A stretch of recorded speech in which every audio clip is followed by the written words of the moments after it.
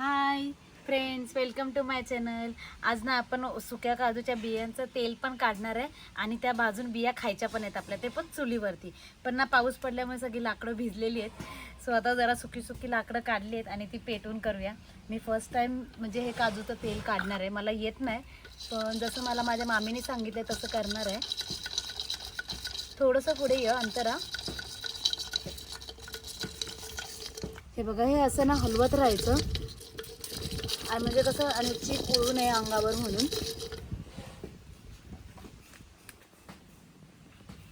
आणि हवेने ना चूल विजते पण आहे.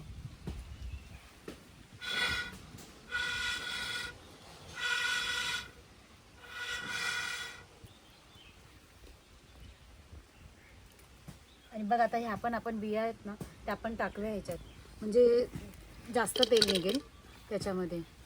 आणि हे तेल आहे ना आपल्या इथे पायाला पावसाने जे त्रास होतो ना त्याला, आता प्रत्येकजण वेगवेगळं बोलतं. आम्ही खत बोलतो, चिकल्या बोलतात कोण. त्याला हे जर लावलं ना पायाला तर हे बरं होतं.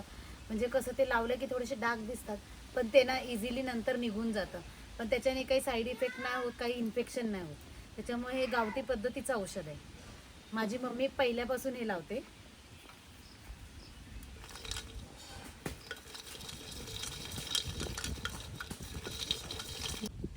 हे पण दिसलं पाहिजे.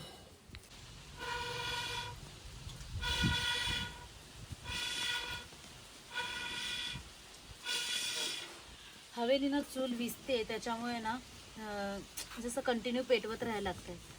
तर आपण ह्याच्यात पण बिया टाकलेल्या आहेत गाडग्यामध्ये आणि आपण ना ह्याच्यात पण भाजणार आहे बिया, म्हणजे आपल्याला दोन्हीकडून बिया खायला भेटणार आहे. हे आम्ही आतमध्ये पण टाकलेले आहेत.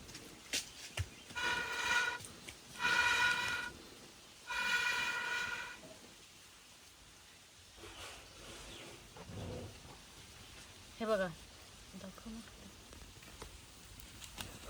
हे बघा, हे अशा सगळ्या बिया आतमध्ये भाजायचे आहेत.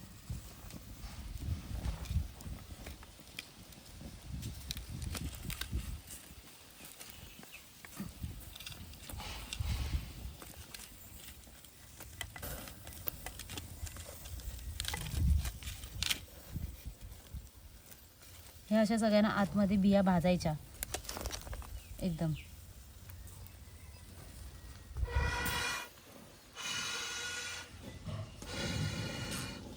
हे बघा, पेटले, हवा पण बंद झालेली आहे थोडीशी आणि आपल्या बिया पण आतमध्ये भाजत आहेत. मग आपल्याला दोन्ही पण खायला भेटणार आहे. हे बघा, आता ना ह्या बिया आपण भाजलेल्या आहेत, अर्ध्या फोडून खाल्ल्या लोकांनी. आता तुम्हाला मी दाखवते, ह्याची मजा ना एक वेगळीच असते गावी फोडून खायची. हे बघा, हे बघा, थोड्याशा जळल्या आहेत माझ्याकडून, पण ठीक आहे, दाखवते.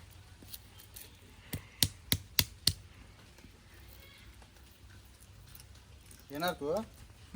आली आली. हे मग ते हा, आली. हा हा,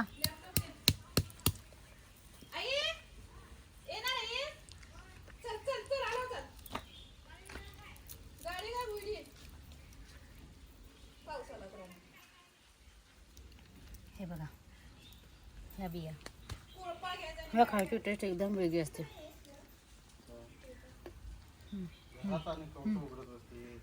आणि फायनली आपलं तेल ना रेडी झालेलं आहे. आता हे बघ, आपण ह्याच्यात काढून घेऊया.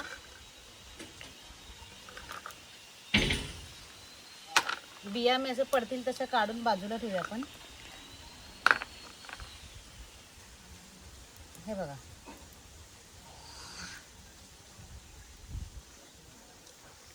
हे बघा तेल आता मी असं ओतते भरपूर. आपल्याला जेवढं तेवढं पाहिजे तेवढं आपण काढत राहायचं.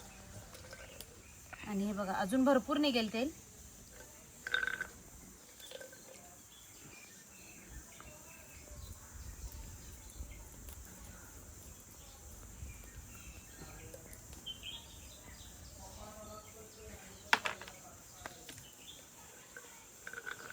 त्या बिया त्याच्यात पडतायत.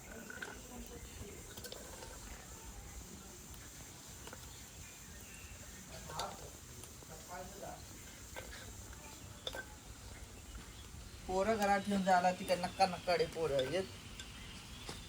आणि हे तेल आता आपण ना जसं काढणार तसं ना बॉटलमध्ये भरायचं आणि ह्या बिया पण आपण फोडायच्या आहेत. तर ते आपण मी दाखवते. आणि हे जे तेल काढलेलं असतं ना आपण, ते असं आपण थंड झालं ना की बॉटलमध्ये भरायचं.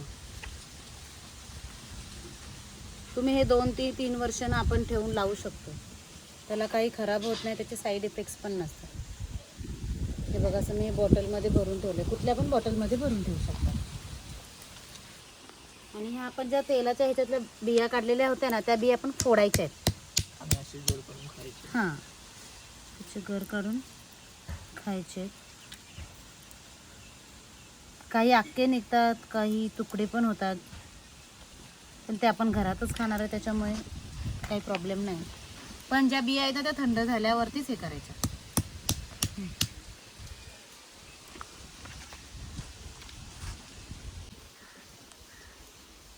आणि ना पुढे ह्याचं पण तेल काढलं ना, त्या बिया पण भाजल्या जातात. मग ना त्याचा आपण त्याच्या बिया काढायच्या फोडून. तुम्हाला मी दाखवते त्याचं.